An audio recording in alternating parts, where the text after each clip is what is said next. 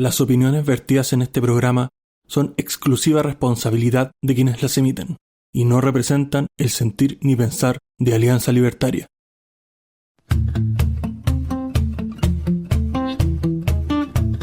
Muy buenas noches, bienvenidos al 24º episodio de esta cuarta temporada de Libertad o Muerte.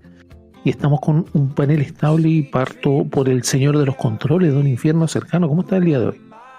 Excelente.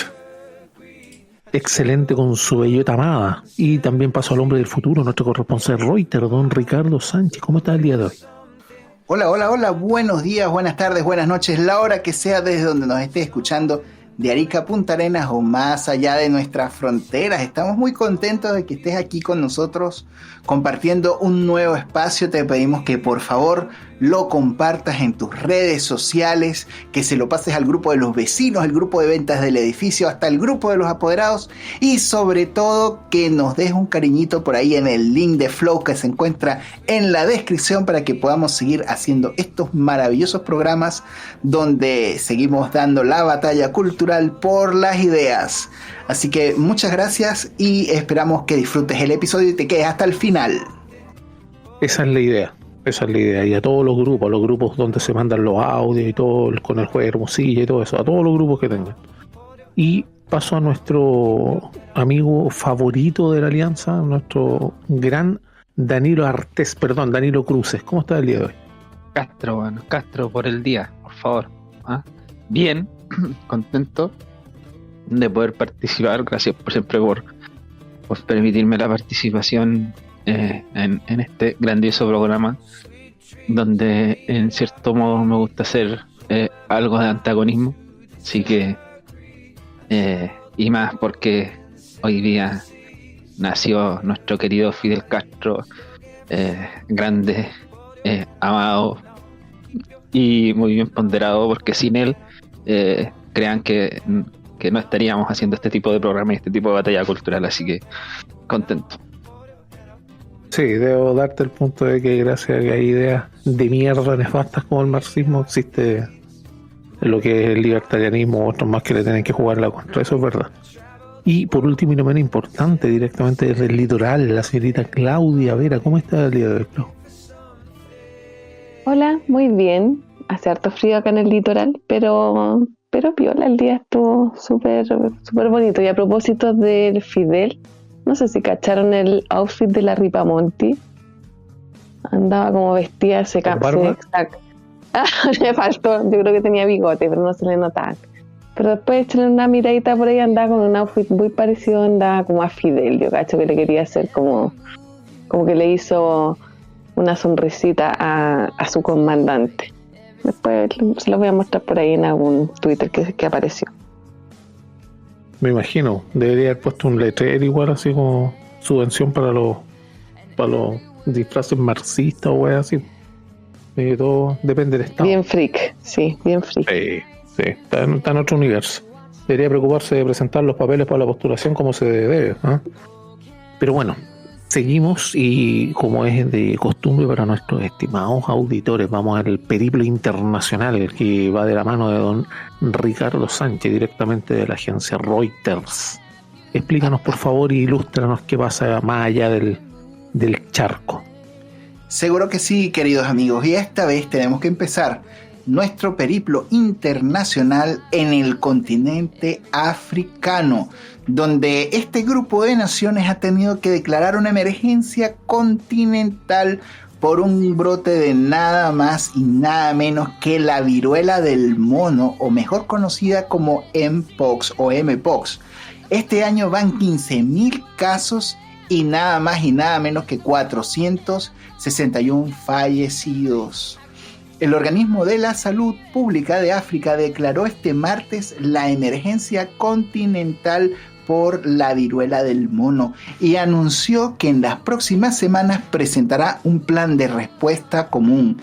Declaramos que hoy esta emergencia de salud pública de seguridad continental para movilizar nuestras instituciones, nuestra voluntad colectiva y nuestros recursos para actuar con rapidez y decisión, dijo el director general para los Centros para el Control y Prevención de Enfermedades en África, lo que vendría a ser una suerte de CDC africano, el doctor Jan Caicedo, en una rueda de prensa telemática.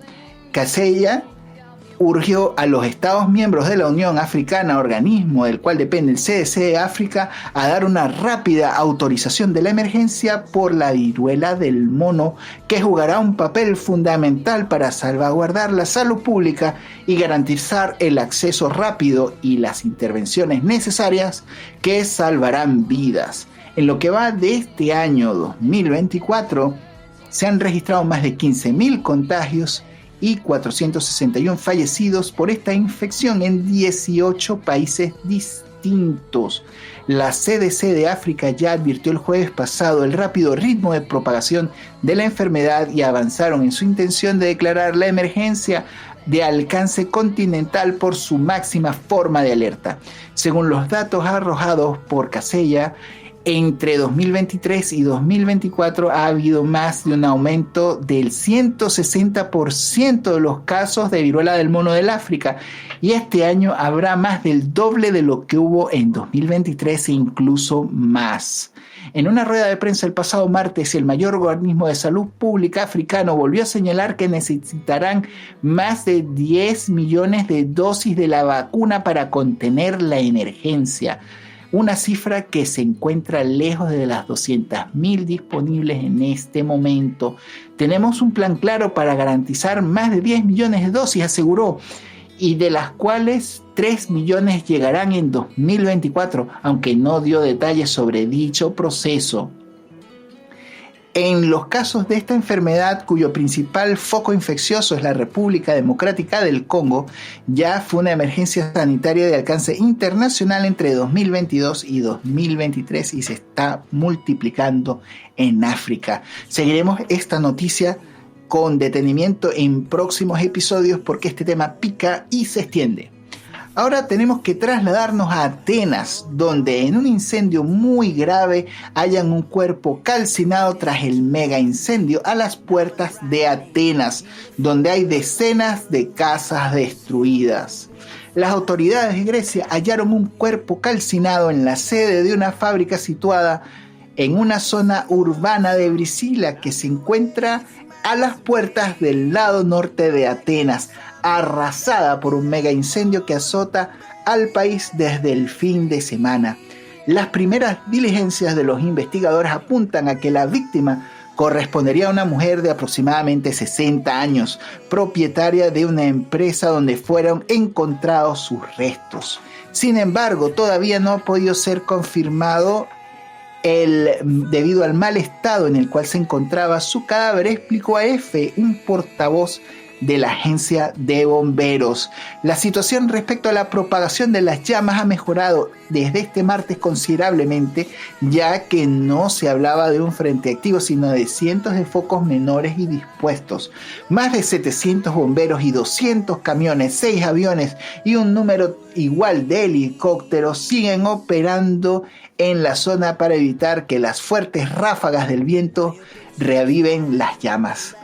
Cabe mencionar que el fuego se declaró el domingo en la localidad de Varnava, a unos 40 kilómetros al norte de Atenas, y el siniestro se propagó rápidamente hacia el sur hasta alcanzar el tejido urbano de la capital, forzando la evacuación de más de 50.000 personas y arrasando una superficie de 10.000 hectáreas.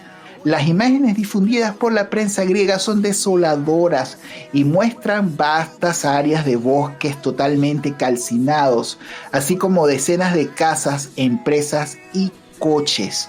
Hasta el momento las autoridades no han entregado un reporte respecto a la cifra total de damnificados y de viviendas afectadas por el desastroso siniestro. Lamentable. Y ahora tenemos que trasladarnos a las oficinas de la CEPAL, donde este organismo internacional ha mejorado las proyecciones de crecimiento para nuestro país, donde también comentan que Haití y Argentina siguen de último en las listas. La Comisión Económica para América Latina y el Caribe, la CEPAL, revisó este martes la baja de su previsión de crecimiento para la región en este año y la fijó en 1.8%, 3 décimas menos que el 2.1% que tenían previsto en el pasado mayo.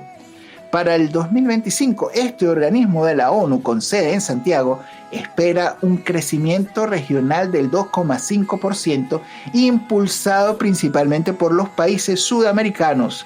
Según el Estudio Económico de América Latina y el Caribe para el 2024, la trampa de bajo crecimiento, el cambio climático y la dinámica del empleo, publicado este martes.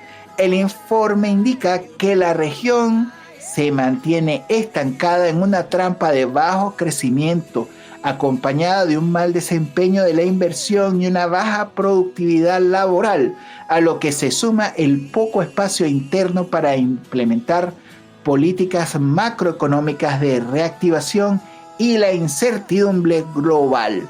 La CEPAL está revisando la baja del crecimiento para Latinoamérica. Recordemos que entre 2015 y 2024 la tasa de crecimiento del Producto Interior Bruto regional fue del 0,9% de acuerdo al reporte.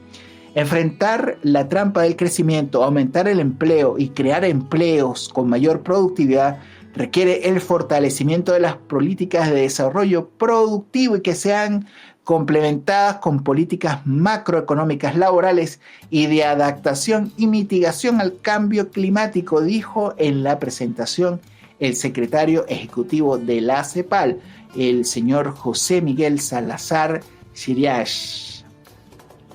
Algunas cifras interesantes de este estudio serían República Dominicana con el 5.2%, Venezuela con el 5%, Costa Rica con el 4%, Paraguay con el 3.8%, Honduras con el 3.8%, Nicaragua con el 3.7%, Uruguay con el 3.6%, El Salvador con 3.5% y Guatemala con el 3.4% lideran el crecimiento económico para este año. En medio de la tabla se encuentran Panamá con un 2.7%, Perú con un 2.6%, Chile con un 2.6%. Bien, estamos creciendo al mismo ritmo de Perú. Las islas del Caribe, sin contar Guayana, 2.3%, Brasil 2.3%, México 1.9%, Ecuador con 1.8% y finalmente Bolivia con el 1.7%. Para su informe de este año, la CEPAL proyectaba un crecimiento de la economía chilena de un 2.3%. Seguiremos estas cifras con mucho interés en próximos episodios. Y ahora tenemos que trasladarnos a Francia, donde una voluntaria de los Juegos Olímpicos de París 2024 fue encontrada muerta. Esta persona desapareció tras la ceremonia de clausura. Desde Francia se informó que este martes 13 de agosto la policía local encontró sin vida a una voluntaria de los Juegos Olímpicos de París 2024.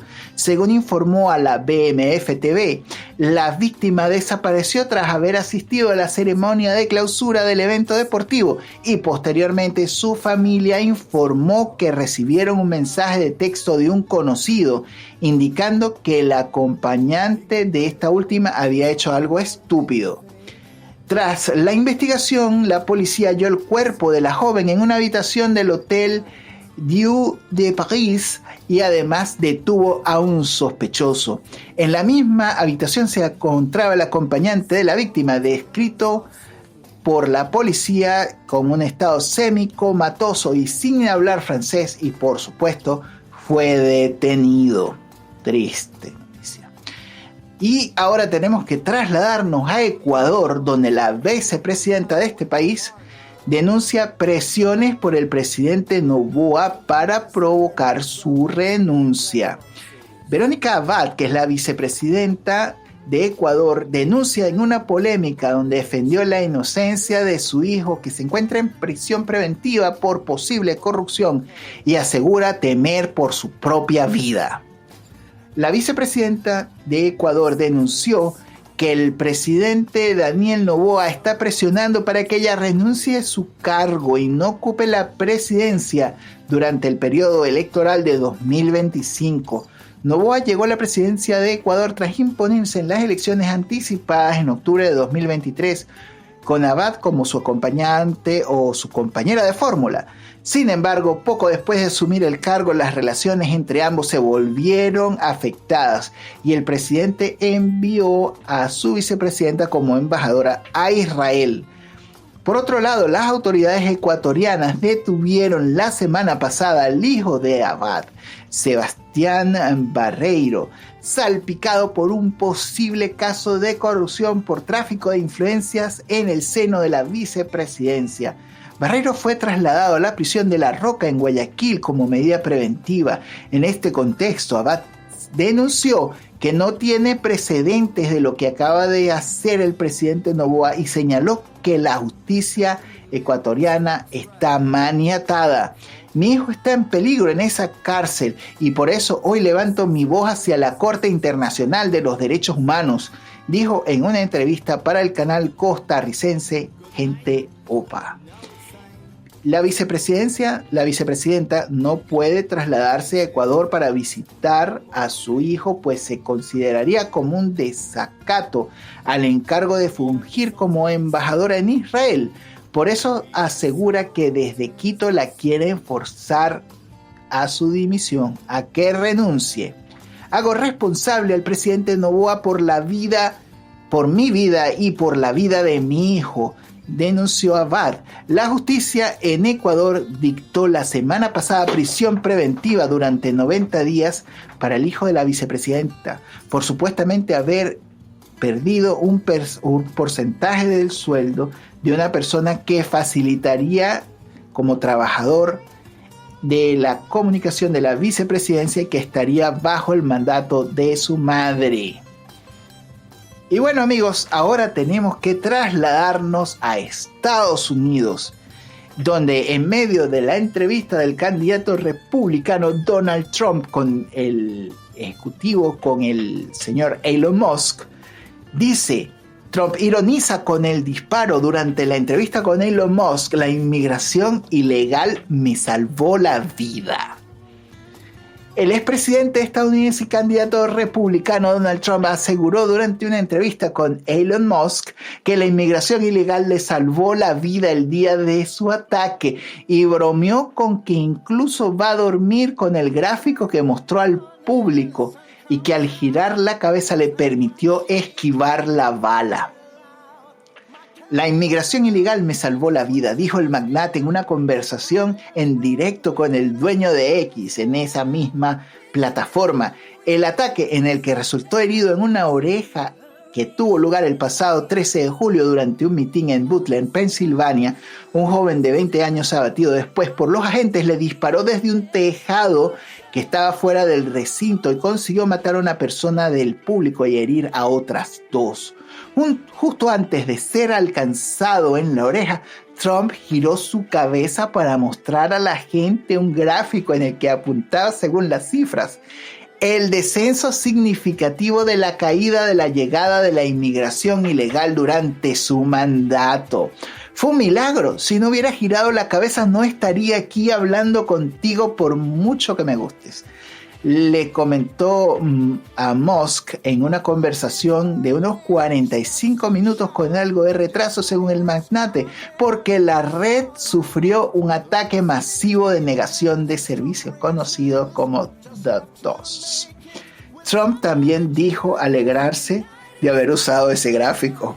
Voy a dormir siempre con él, bromeó. Como es habitual en su discurso, acusó a la administración de Joe Biden de abrir la frontera a los inmigrantes ilegales y de permitir que de países como Venezuela hayan conseguido reducir su nivel de criminalidad al deshacerse de estas personas.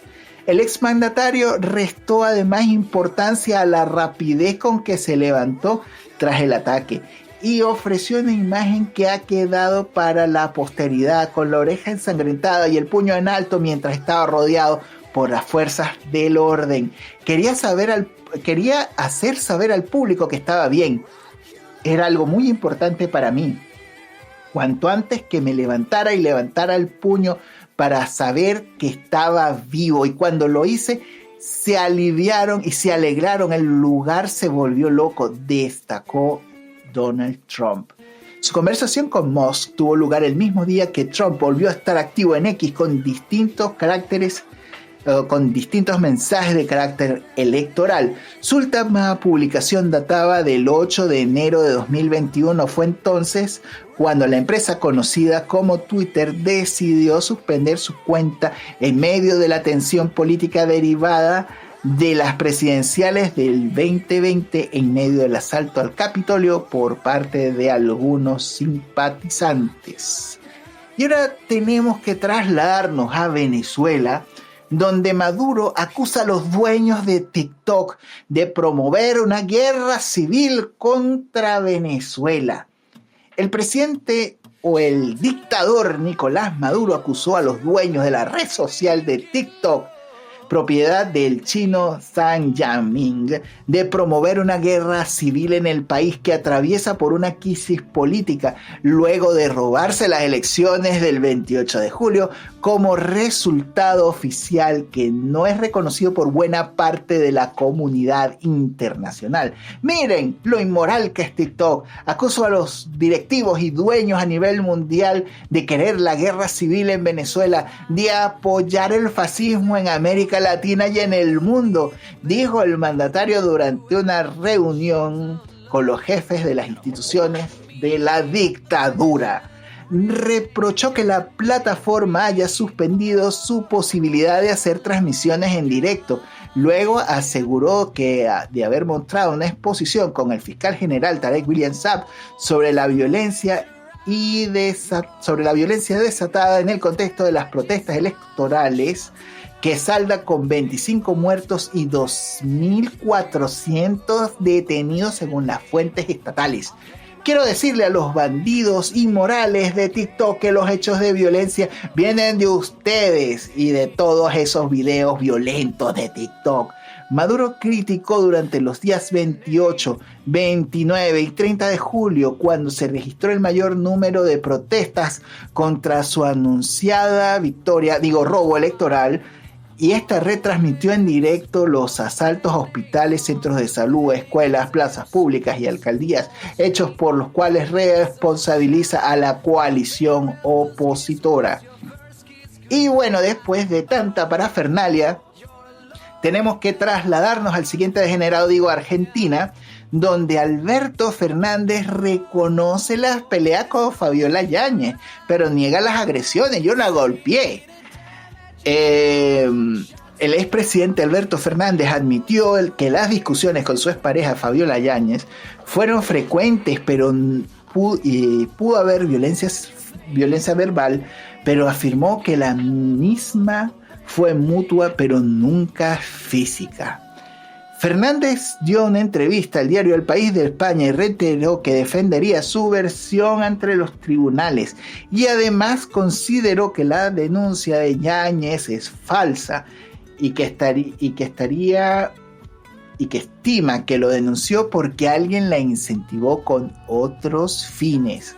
Durante 4 años yo fui presidente de este país y promoví las políticas de género, y sé que en estos casos la carga de la prueba se invierte y que el hombre es presumido culpable, que no tiene la posibilidad de probar su inocencia, pero yo la voy a probar, remarcó Fernández.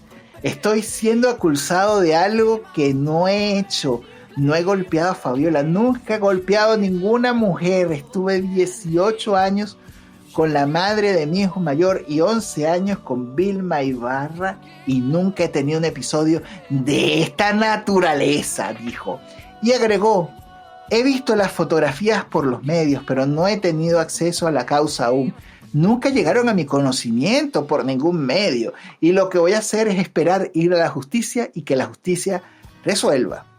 El expresidente agregó que su pareja no se lo tiene que contar a los diarios, sino probar sus acusaciones ante la justicia. Qué caso más triste. Seguiremos informando en próximos episodios. Y bueno, amigos, esto es lo que tengo que contarles hoy en la esfera internacional. Un buen detallado resumen. Espero que les haya servido y continuaremos informando. Los micrófonos son suyos. Y Ricardo, muchas gracias por el periplo internacional. Estuvo bastante, detallado dentro de todos los conceptos que han pasado. Así que ahora hay que darle a la agenda nacional. Y parto de inmediato abriendo los fuegos. Y aquí te quiero consultar a ti, Clau, respecto de lo mismo que estaba hablando Ricardo en su último punto del feminista expresidente Alberto Fernández, que se emputecía al saber que había mujeres sufriendo violencia. Pero en honor a la verdad, tenemos que obviamente esperar ciertos veredictos de la justicia y todo del país trasandino, pero te quiero hacer la consulta a ti respecto de lo que tiene que ver con esta famosa violencia de género, los femicidios, o como cualquier mujer hasta porque le cayó un martillo en la cabeza, es femicidio hoy en día. ¿Tú crees que existe realmente o es solamente una trama ideológica para poder hacernos crecer una idea que quieren instaurar para establecer tal vez a las mujeres como que son hueonas, como que no se las pueden valer por sí solas? No sé qué pensáis tú respecto de eso. Yo creo que hay un poco de los dos. Yo creo que lo que pasa ahora con este gallo, el Fernández, o sea, yo estoy más que segura que el tipo maltratara a su ex mujer. Hay como demasiada evidencia. Los videos que están en el celular o sea, era un celular de él que después se lo pasó al hijo. Entonces, pero también hay cierta exageración también, como que que también acá hay que juzgar a alguien con perspectiva de género cuando se dice que se tiene que ser así. Así es. ¿Cachai? Entonces como que puede que ni siquiera sea un caso de perspectiva de género, pero siempre te colocan, no, es que hay que ver las pruebas y con perspectiva de género y qué sé yo, ¿cachai? Al igual que la ley Karin, pues. La ley Karin también tiene perspectiva de género. Es que no debiese haber una diferencia porque, no sé, pues ponte tú que le pasa a algún hombre, matan a un hombre. Ahí se juzga normal. ¿Por qué no tiene que haber también algún tipo de perspectiva, a ver si el tipo era abusado, si el tipo, no sé, pues, ¿cachai? Yo creo que tendría que, si existe un caso parecido para ambos lados, debiese juzgarse, tener una amplia gama de no sé, de pruebas y decir, pucha, este gallo puede haber sido maltratado, puede haber estado en la casa, la tipa puede, no sé, ¿cachai? Para ambos casos debiese tratarse de la misma forma. Ahora el tema de los femicidios, de verdad yo no entiendo, tiene que ver un poco quizás con la testosterona, carácter, no sé qué onda, que el hombre de repente le pasan esas cosas y se ciega y puede matar a una mujer. Quizás es más probable que lo haga, ¿cachai? Pero no es siempre, o sea, como que siempre se tiene que dar de que el hombre es el que hace las cosas, no sé, para todo orden de cosas, porque ponte tú en caso de que una mujer acuse a un hombre de violación, como que siempre parte el hombre siendo culpable. No sé si se han dado cuenta de eso. Es como que no, el gallo las cagó y no, es culpable. Y puede que la galla esté mintiendo y no pasa nada, pues, ¿cachai? Yo me acuerdo de un caso de una tipa que estaba casada con un gerente de una empresa súper importante, no me acuerdo bien cuál se llamaba, y acusó de que el tipo había abusado de sus hijas y finalmente era mentira. ¿Y quién le quita el estigma a este gallo? Este gallo lo despidieron, aparte que estuvo preso, ¿cachai? Después se descubrió que la galla había mentido. ¿Y cómo le sacáis ese estigma a este gallo? Ahí, o sea, te das cuenta, el tipo no había hecho nada y la galla por despecho lo había acusado de que había abusado a su hija. Entonces, ¿qué castigo? ¿Hay perspectiva de género en ese caso? Porque hay muchos casos en mujeres que mienten por venganza o por el tema de los hijos también mienten, ¿cachai? Entonces, yo creo que es un tema súper delicado. Pero ahí, Clau, hay perspectiva de género, porque efectivamente tú, lo mismo que estás diciendo en esos casos, por ejemplo, no hay repercusiones, pues no hay secuelas, dicen lo que quieren, cuánto se les ocurre, y después no hay nada, no hay menos disculpas, ni por los mismos canales que se estigmatizó a la persona o se le levantaron falsos testimonios, tampoco los toman para poder hacer las correcciones del caso, las disculpas. Sí, pues. No existe. Y de hecho no existía esa ley cuando pasó ese caso. No existía, y así todo le creyeron a ella. Sí, pues. Entonces, pero el gallo tiró esto bolsa, anda a saber si después pudo conseguir trabajo, quizás cuántos años, quizás anda a ¿Qué saber. pasa a ser un leproso, po? Cuando estáis metido en eso pasáis a ser un leproso. Es que generas la duda, ¿cachai? Generáis la duda, o sea, ¿cómo después desmiente eso? Porque nadie nos salió en la tele, ni la tipa salió a desmentir, oye, sí, lo siento, o hubo un reportaje para por lo menos blanquear la responsabilidad del tipo, no pasó nada, se te olvida, nomás lo acusáis, que a la escoba, los juicios, te despiden, la media cagada, y después nadie se acuerda de que tiene que decir, pucha, ¿sabes qué? ¿Se acuerdan de este caso tan bueno? Nadie dice nada, o sea, el gallo ahí queda. Y así han pasado muchos casos, ¿cachai? Entonces, yo creo que es súper delicado y es exagerado. Sí. Como pasa en España también, que el gallo es culpable hasta que no se pruebe su inocencia, y las penas del infierno hasta que una mina no se ocurre decirse de que era mentira lo que dijo, ¿cachai? Son las famosas medidas afirmativas por parte del Estado, porque ellos tienen que ir a igualdad sustantiva y todo eso. Es un asco, efectivamente, es un asco, y obviamente inclina la balanza no sé si muchas veces, pongámosle algunas veces, sobre lo incorrecto, porque obviamente hay mujeres que se aprovechan de eso y pasa, o sea, ¿para qué nos vamos a pisar la capa entre superhéroes? Una persona, por ejemplo, en una relación de pareja, lo más normal. El hombre puede ser hueveado, que los celos y otra hueá así. Llegar a matar a una mujer por eso, estamos hablando de otro tipo de ignorancia, de otro tipo de cultura de esa persona. Y al revés, la mujer para inventarte hueá, perdónenme, pero yo he conocido casos y bien cercanos que no tienen límites. O sea, te pueden inventar de todo, sí, de todo. O lo mismo que ha pasado con las actrices, ¿te acordáis? De que de repente decían, no, este gallo me abusó. Y yo decía, no sé, es que yo no sabía, qué sé yo. Y ponte tú, el gallo las invitaba a su departamento. No, que tenés que ir a una entrevista a mi departamento, y las gallas iban y el gallo se aprovechaba. Digo, ¿en qué cabeza cabe que tenés que ir a una entrevista de trabajo en un departamento, un huevón? O sea, ¿por qué vas en primera instancia? Entonces yo creo que no estoy diciendo que la galla, no sé, porque el gallo no sea culpable, pero ¿a quién se le ocurre ir, cachai? O sea, yo Entiendes, sí. con 4 dedos frente ni cagando, güey, entrevista a una casa de un gallo, ¿cachai? Sí, es como ir a estación central hablando con el celular a las 2 de la mañana, ¿eh? Y que no te pasa nada. Exacto. No los culpa a él, pero puta, no te vayas a meter para allá, ¿cachai? Exacto, sí, bueno, sí, es un escenario triste, Clau.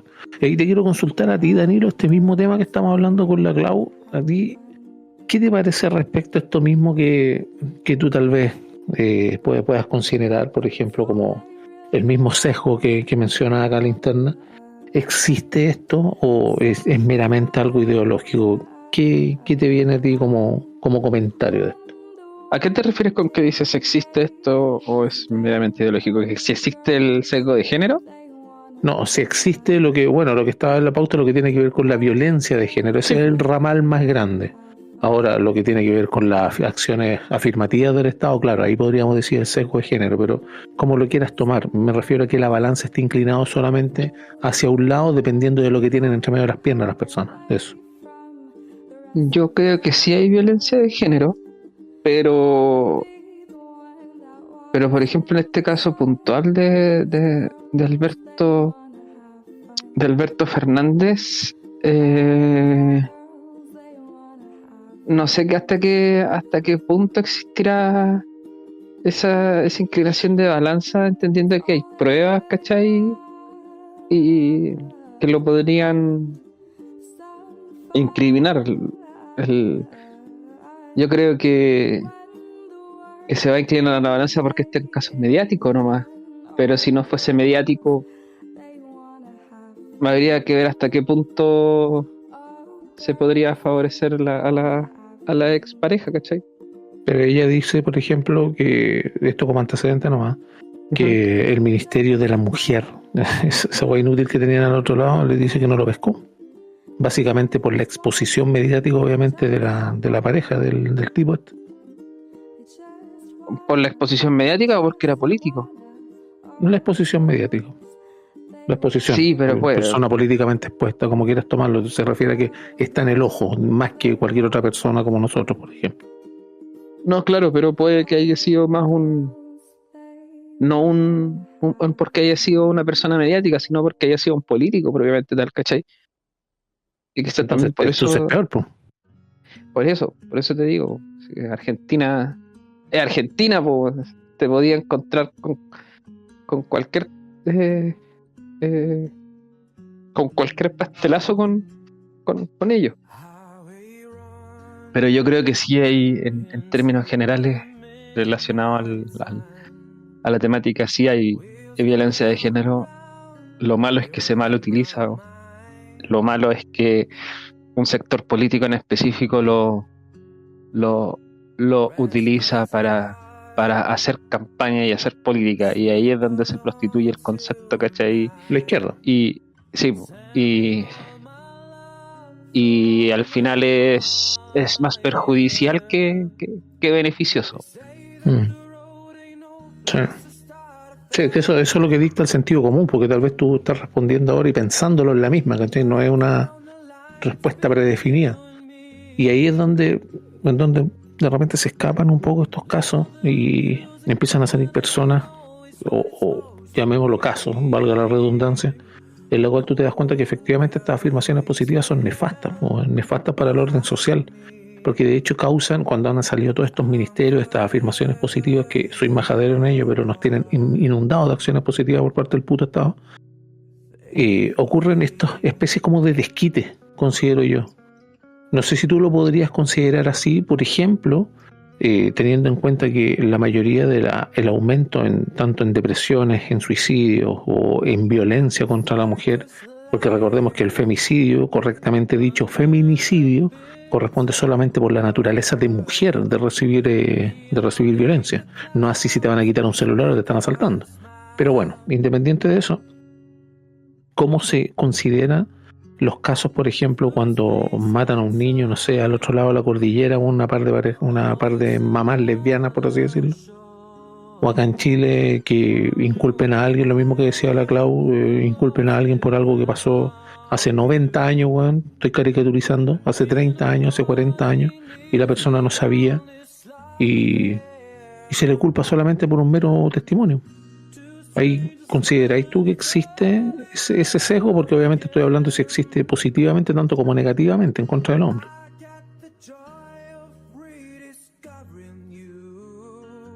¿Te moriste, Daniel? No, se me había quedado Estabas estupefacto. sí, no, con tus palabras me quedé estupefacto, viejo. Un poco haciendo juicio a lo que tú dices, claro, estoy razonando, estoy pensando por sobre los hechos actuales más que un discurso aprendido. Uh-huh. Y yo creo que eso es lo que falta. O sea, el tema con la mujer en sí, porque lo digo como un tema, es que toda esta política que se ha hecho alrededor de este género, todos los actos, todos los eventos relacionados a política que se han hecho relacionados a esto han sido una mera utilización. Una mera utilización que no le ha aportado, ¿cachai? Por desgracia. Que digamos que por desgracia, no le ha aportado, ¿cachai? En que no se le vulnere a la mujer, porque sí ocurren hechos, ¿cachai? Sí, lo que se supone que busca. Claro. No podemos desconocer que hay una violencia de género, no podemos desconocer que hay una disparidad, ¿cachai? En versus la mujer, pero el cómo se aborda y el cómo se trata y la mala utilización es al final lo que genera todo este lío, ¿cachai? Sí, no, ahí estoy de acuerdo con esa disparidad, porque obviamente tenemos la mayor cantidad de población carcelaria es hombre, y la mayoría de suicidios también son hombres. Así que estoy de acuerdo con lo que dices, tienes razón. Y ahí te quiero hacer también la consulta a ti, Jorge, respecto de este mismo tema que ya estamos hablando, que has escuchado la opinión y todo, para que me voy a alargar más en la pregunta, pero tal vez te voy a agregar algo más. ¿Tú has visto algún ejemplo de lo que vayas a decir? Tal vez si estás en contra, estás a favor, ¿has visto algún chanchullo por ahí respecto de estas mismas acciones positivas?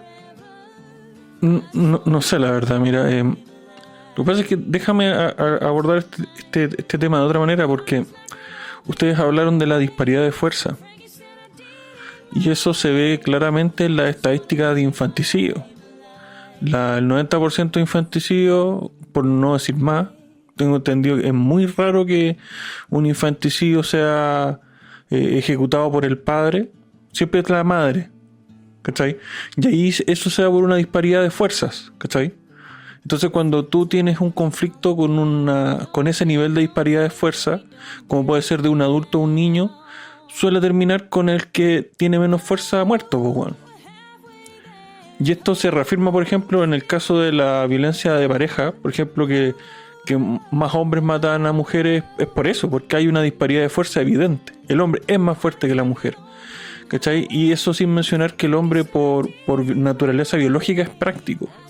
El hombre ejerce la violencia, ejerce las soluciones, el hombre resuelve de forma práctica, ¿cachai? Porque así piensa el hombre, así funciona el cerebro del hombre. Cuando el hombre ve un problema, el hombre busca una solución práctica, resuelve cosas. La mujer no, la mujer tiene otras maneras de hacer las cosas y ejecuta también otras formas de violencia que también son violencia. Y a mí de repente me frustra un poco, me molesta cuando se habla de violencia de esto, de violencia no. Y voy a retrotraerme a una discusión que tuve en el Cultura con alguien durante el proceso constituyente, cuando estábamos hablando de que la violencia es violencia, estaba diciendo yo. Y un tipo me decía que si él me acosaba por redes sociales, tenía que ser, como quien dice, proporcional la respuesta. Y dije, no, yo no te voy a hinchar de vuelta por redes sociales, yo te voy a ir, te voy a pegar un combo en los hocicos. Ay, pero como violento, agresivo y la weá. No, weón. Bueno, afeminado culiado, pues, weón. Empieza a pensar más como mujer, weón, y las mujeres usan ese tipo de violencia, ¿cachai? En cambio, el hombre, a ser más práctico, tiende a ser más físico. Sí. Ahora, ¿eso justifica la violencia? No, pero entendamos también que la violencia es violencia de la forma que sea, de la intensidad que sea y contra quien sea, ¿cachai? Es violencia igual. Es igual de violento que yo le veo un combo en los hocicos a alguien, a que alguien me esté acosando o insultando por redes sociales constantemente, que me acosen, ¿cachai? Es violento también. Y no porque lo mío sea físico, es más grave, es igual.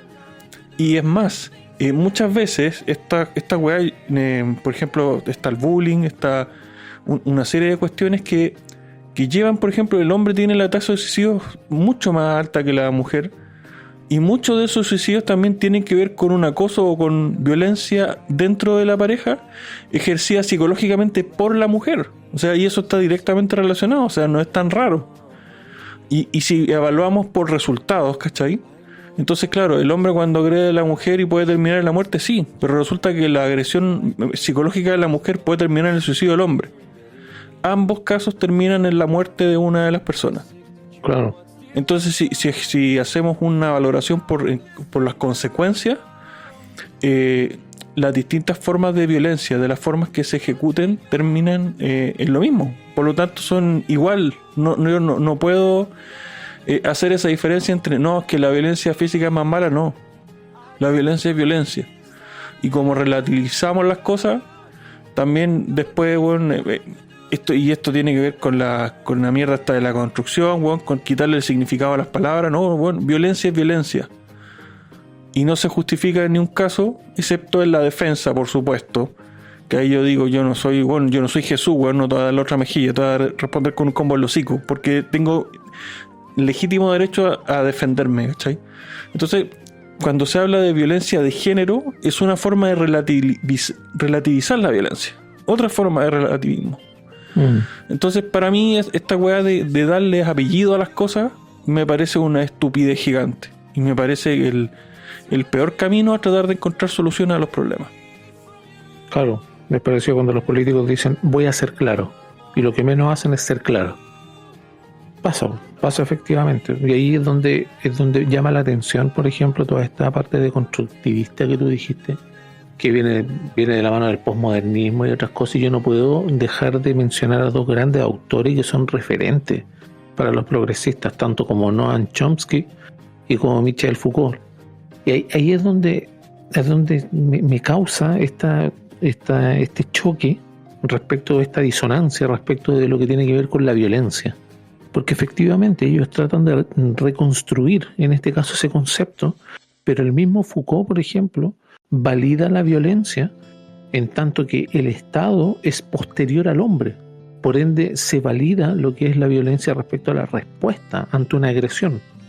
Es decir, no me güey, porque si tú me vienes a agredir, tienes que atenerte a las consecuencias. No puedes estarme diciendo, no, es que tiene que ser proporcional, porque la agresión es ilegítima, toda vez que tú estás afectando a la persona en su propiedad más elemental, que es el cuerpo. Básicamente, la mayoría de las agresiones son así, de esa manera.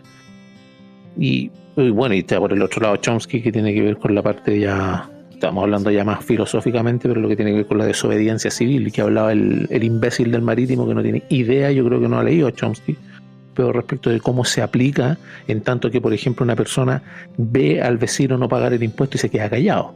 Esa sola acción de desobediencia civil es la que se genera respecto de esta contra que se le tiene que llevar al Estado para evitar ese poder exacerbado que tiene. Y eso sí es desobediencia civil, no andar quemando el neumático y afectando la libertad de todos los demás o haciéndolos bailar para pasar. Y ahí te quiero consultar a ti, Ricardo, este mismo tema de lo que es la violencia y todo, cómo se va generando respecto al género, la afirmación, las acciones positivas por parte del Estado, y la famosa ley Karin, que también tiene que ver con estas acciones positivas por parte del Estado, que se les llama positiva para quienes no escuchen y no lo sepan, porque el Estado realiza acciones para poder favorecer tal o cual punto de vista, como por ejemplo en este caso, que si es una mujer reviste más gravedad que si fuera un hombre. ¿Qué pensáis tú, Ricardo? Bueno, imagínate, la ley Karim es tan buena como el comunismo. Y entendiéndose, esto es porque te vendieron un cuento de hadas, algo disfrazado como un cuento de hadas, que lo que esconde en el fondo es la más profunda pesadilla, porque esta ley, aparte de terminar con lo que es el debido proceso y lo que han venido comentando minutos antes, es que la presunción de inocencia, la clave de las relaciones saludables están completamente eliminadas en esta ley. Entonces, lo que está haciendo es creando una generación de personas que no van a poder decir libremente lo que piensan, porque todo está convirtiéndose en acoso. Inclusive hasta las más mínimas acciones de caballerosidad, de estos gestos de buena onda que pueden ser interpretados como machismo, como cualquier cosa estúpida que se le pueda ocurrir a estos progres, viene a estar delimitado, viene a estar, digamos, coartado por esta ley que en su momento, bueno, yo quiero ver cómo van a empezar las quejas porque cualquier persona maltrate a un empleado o porque un empleado se haya sentido maltratado por alguna situación, o a que a alguien se le ocurra quitarse a algún supervisor del medio denunciándolo por acoso sexual. Todas estas situaciones pueden estar en la ley y tienen que ser tratadas prácticamente con pinzas, porque esta ley está muy mal redactada, o está tan bien redactada como el manifiesto comunista. Hay que tener mucho cuidado con eso, muchachos. Sí, efectivamente se basa en esa ideología. De hecho, el 1 de agosto que entró en vigencia, ese mismo día ya había más de 45 denuncias. Pero pasando a temas más agradables, te quiero consultar a ti, Clau. ¿Se te cortó la luz a ti en algún momento con la ventolera que tuvimos? La verdad es que no. ¿Y tuviste personas, por ejemplo, conocidas? Tampoco. ¿Y por qué te hacía esa consulta? Porque me pasó exactamente lo mismo a mí y a mi mamá y todo. Y ahí es donde tú vas hilando más o menos, tú vas diciendo, bueno, ¿quedó la cagada generalizada o nos estamos fijando en una cantidad pequeña de personas respecto a un servicio que se presta efectivamente, pero que es masivo? Y con esto no estoy haciendo defensa corporativa obviamente de la empresa, pero sí quiero dar con este punto que es lo que tiene que ver con la responsabilidad del Estado al entregar los mismos contratos o cosas así, porque recordemos que en lo que es la seguridad interior, el Estado estaba avalando de que hubieran guardias armados, por ejemplo, en determinados lugares que son como, no sé, joyería u otras cosas. Entonces, ¿somos o no somos los gatos plomos? ¿Tú creéis que el Estado, por ejemplo, está en condiciones hoy en día, como está actualmente, hoy hablando del mes de agosto del 2024, en condiciones de ejecutar negociaciones con contratos de distintos servicios correctamente? ¿Tú crees que son capaces? No. Estos no son capaces de hacer nada, po. ¿Qué van a hacer? No, pero No ahí, hacen mira, nada como bien y el van a hacer algo Estado, así. no estamos claros que esto bueno, la branquia no le funciona, pero me refiero al Estado como institución en sí, y a lo largo de todos los colores políticos. ¿Tú crees No. que esté capacitado para hacerlo? No, ¿Y por no. qué? Porque no han dado el ancho nunca, po. ¿Cachai? Yo creo que la cultura, no somos un país bananero en estos momentos, por lo tanto hace falta, no sé, muchos años para tener un nivel en donde las cosas se hagan bien y sean eficientes. De verdad que no creo que en el corto plazo se logre hacer algo decente y algo bien realmente, como para prestar esos servicios, ¿cachai? Que ahí entra, por ejemplo, lo que tiene que ver con la supervisión de los ministerios, porque no hacen la pega. Básicamente No, yo pues no creo la que por hacen. ahí va el problema, ¿no? Es que hay mucha, mira, finalmente, bueno, hay tanta gente metida en trabajando para el Estado, pero yo creo que lo que más mal hace a todo esto es que hay gente que no es capaz para el cargo, ¿cachai? Porque si pusieran a gente que es capaz, harían las cosas mejor. Y si además no tuviesen la salvedad de que tienen que, los buenos se pueden mandar cagazo tras cagazo y nadie los echa, ¿cachai? Entonces... El mismo Estado sí, se fiscaliza, entre comillas. exacto. Entonces, ¿cómo es la pega bien si ya entráis sabiendo de que no te va a pasar nada? Por lo tanto eres mediocre, ¿cachai? Sí, ahí es cuando uno se hace la idea, por ejemplo, tanta empresa estatal fallida, bueno, tanto contrato también. Porque y ahora hay cachado que dijeron que querían que estatizaran de alguna forma el servicio eléctrico. Tan locos los buenos. Bueno, él forma parte de su concepción ideológica, bueno, no nos podemos culpar. Por eso yo digo, bueno, es zurdo, que hable la weá que quiera, porque es así, pues, así, y todavía creen en la plusvalía. Ahí, quiero consultarte a ti también, Danilo, esto mismo que estamos hablando. ¿Tú crees que de alguna manera se puede, entendiendo que obviamente tu mirada tal vez no va a ser tan radical como la de nosotros, pero de alguna manera existe la posibilidad de mejorar por parte de un Estado para lo que es la subvención o la aplicación y efectivo control de los distintos contratos de servicios para el país? Yo creo que sí.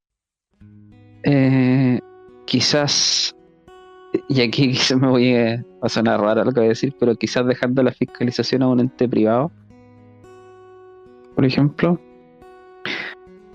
o porque no, como dijo Camila Vallejos, pues el Estado no tiene la musculatura para poder hacerse cargo de la distribución de la energía, y no tiene musculatura para varias cosas más en realidad, pero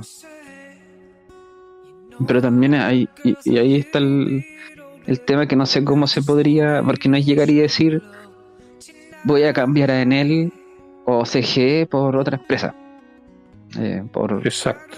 la empresa de Carlitos Oso. ¿Sí? Sí, eso es verdad. No es que yo como persona natural vaya y cambie el switch y diga ya ahora estoy recibiendo energía de este otro lado. Sí.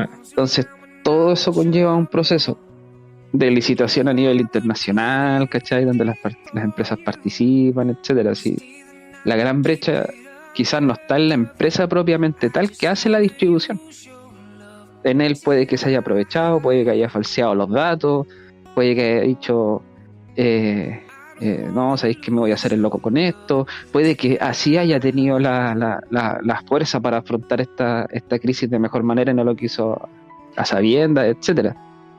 Pero todo eso da lo mismo si es que el Estado no tiene la fuerza o el alcance de poder fiscalizar todo esto como corresponde. Y ahí está quizás la gran brecha, el cómo mejorar esa fiscalización, el cómo revisar los procedimientos en caso de emergencia, ¿cachai? Sí. ¿Qué pasa si hubiese habido algún tipo de simulacro? ¿Qué pasa si el Estado hubiese pedido en enero un simulacro de corte de energía masivo? No sé, estoy inventando, ¿cachai? Yo creo que ahí está la gran brecha, que no se soluciona estatizando la distribución. Claramente no se soluciona. Sí, pero no es tan descabellado lo que decís, pues. Sí, tienes razón, pues, porque lo que es en la preparación está la prevención, pues. Sí. ¿Cachai? Entonces, ahí quizás está la gran brecha que tiene que el Estado poder solucionar. ¿Cómo? Un ente privado de fiscalización, no sé, contratando más gente. No, ahí no tengo muy clara la película el cómo, pero sí puedo entender dónde está la brecha. Qué maravilloso ver cómo se mete la bandera de Guts de a poquito en tu cabeza, ¿eh? Pero sí tienes razón, efectivamente, porque hay que apelar obviamente a la efectividad, pues. No podemos ser todo ideológico para cosas que son pragmáticas, como la entrega de servicios básicos. Y tú, Jorge, respecto a esto mismo que, por ejemplo, planteaba Danilo, que era posible, weón, que mejorara el Estado, ¿tú creí eso o vais de plano, por ejemplo, a privatizar o a estatizar servicios básicos? ¿Qué pensáis tú? A mí me gustó el planteamiento de Danilo, ese de poner a un privado a fiscalizar, dado que el Estado no tiene el músculo.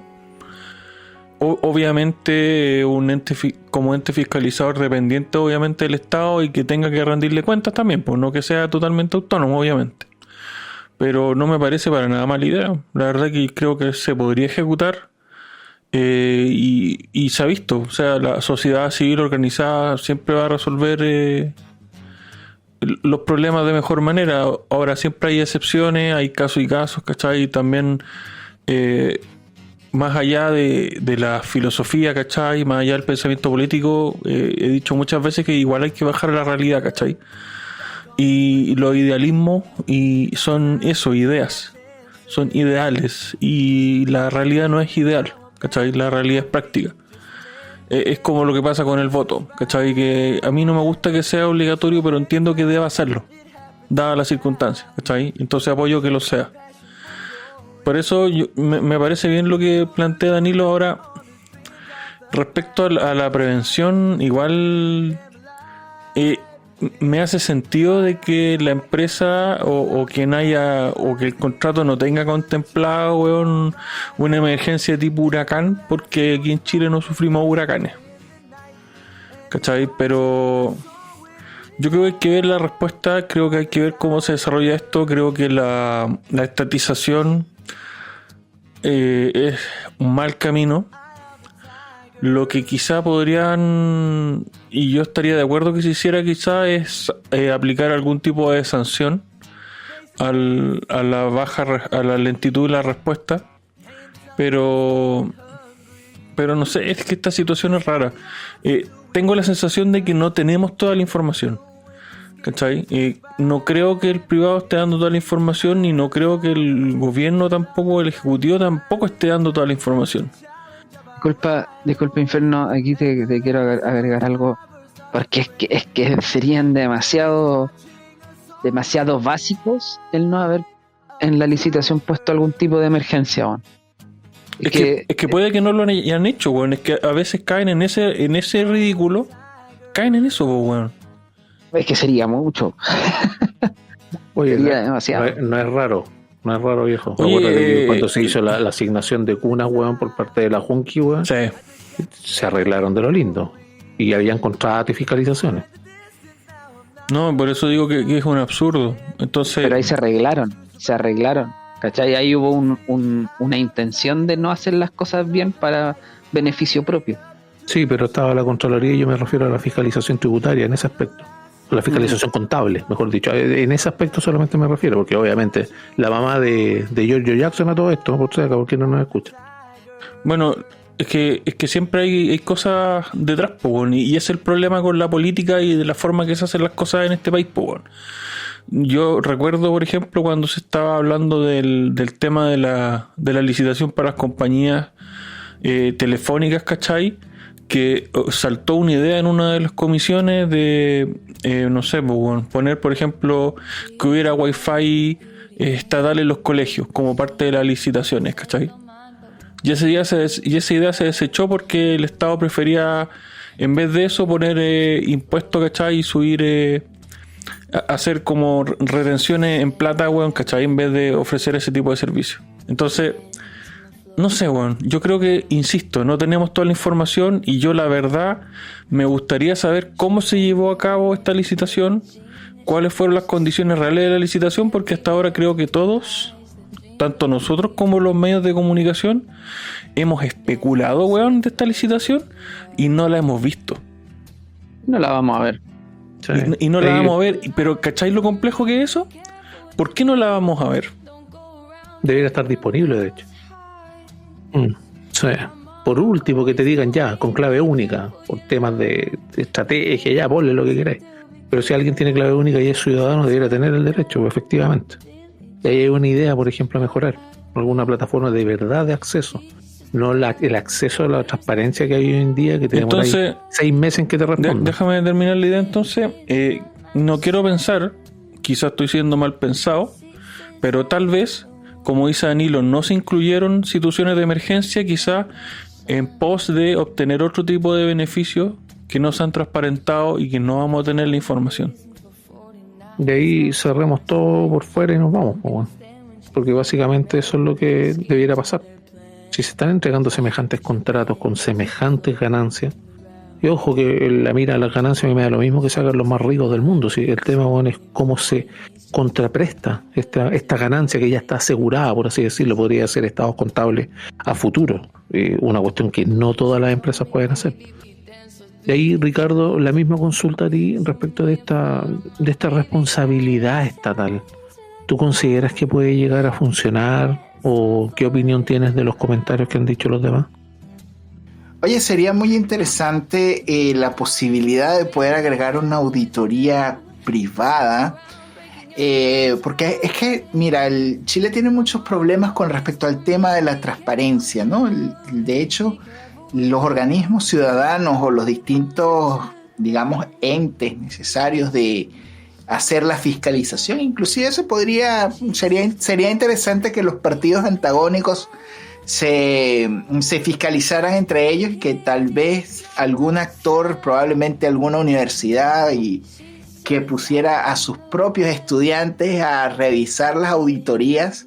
Y bueno, el primero que encontrara algo, pues que tuviera un premio, sería muy interesante, porque esto obligaría a los políticos primero a incrementar la transparencia que tiene que haber del lado del Estado, no solamente del lado de las grandes instituciones del Estado, sino hasta las instituciones más pequeñas del Estado, o los feudos en los cuales se han convertido las distintas alcaldías o las distintas comunas, donde los dirigentes se reeligen de forma indefinida y tienen corporaciones que tampoco son auditadas. Esto sería necesario. De hecho, el trabajo de la Contraloría debería ser más abierto y debería haber una posibilidad mayor de denuncia, porque estos casos son muy interesantes y de hecho los políticos se ven tentados a esto en la medida de que no existe la transparencia necesaria.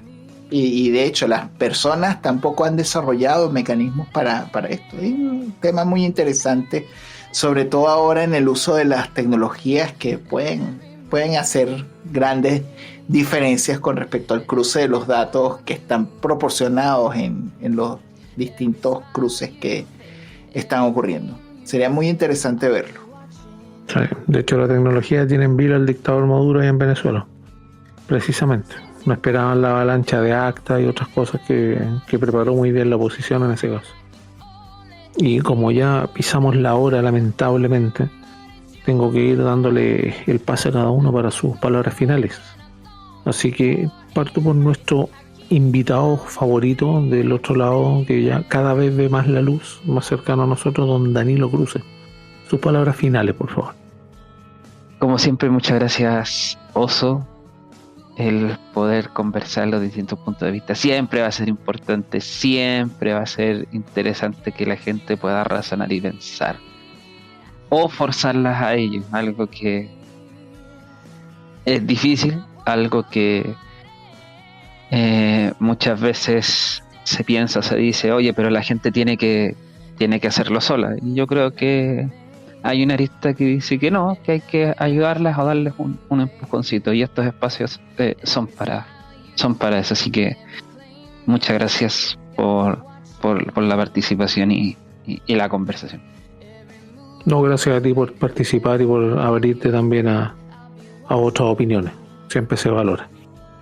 Y don Ricardo Sánchez, nuestro corresponsal Reuters, sus palabras finales, por favor. Bueno, muchachos, como siempre les he comentado, la economía de la casa empieza por la cocina. No desperdicien y sobre todo no permitan que esta comida o los desperdicios lleguen a la cesta de la basura, porque este es dinero que no estás aprovechando.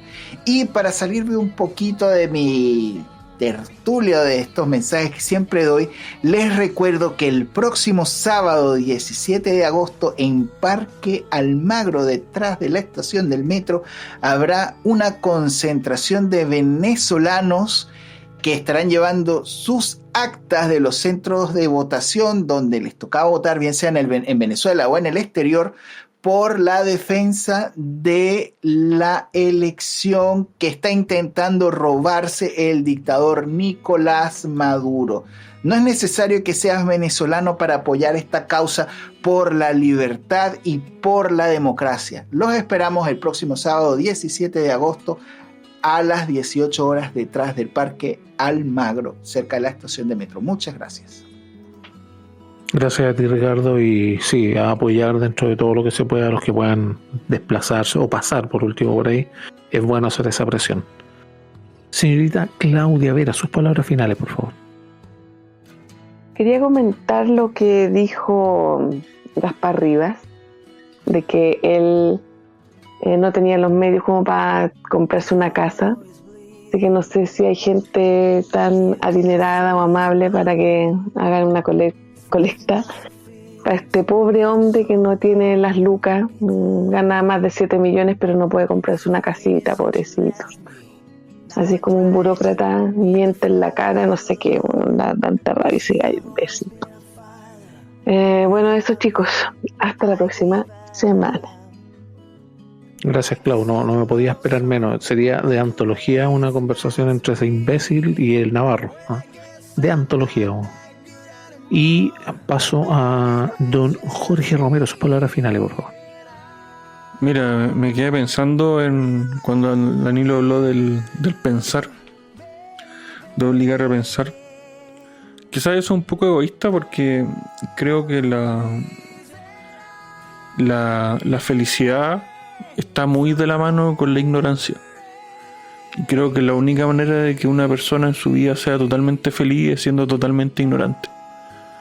Dado que el pensar te conecta con la realidad, ¿cachai? Te aterriza y la realidad no es feliz. Entonces es complejo. Y parte de esa realidad es algo que les vengo mencionando todos los programas. Y les recuerdo que el 2017 desaparecieron 260 niños. El año siguiente la cifra se disparó a 1465. Y según la tercera, según un informe de la PDI, el año pasado, el 2023, se cerró con 350 menores de edad que no fueron encontrados. Pero a nadie le importa, nadie va a hablar de esto. Ahora se vienen Hoy día creo que en un canal nacional había un debate de las municipales.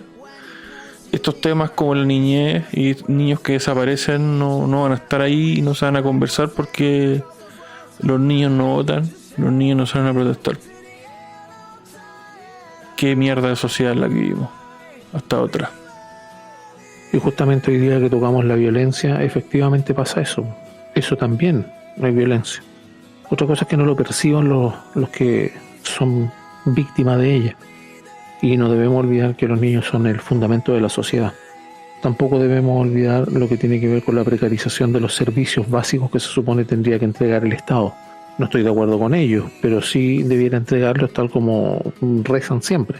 Lo que tiene que ver con la entrega del servicio de salud, educación, locomoción u otras cosas que se arroga el querer controlar y no son capaces de controlar siquiera uno de ellos, que es seguridad, que es lo básico, que nos permitiría vivir tranquilo y desarrollar nuestro proyecto de vida.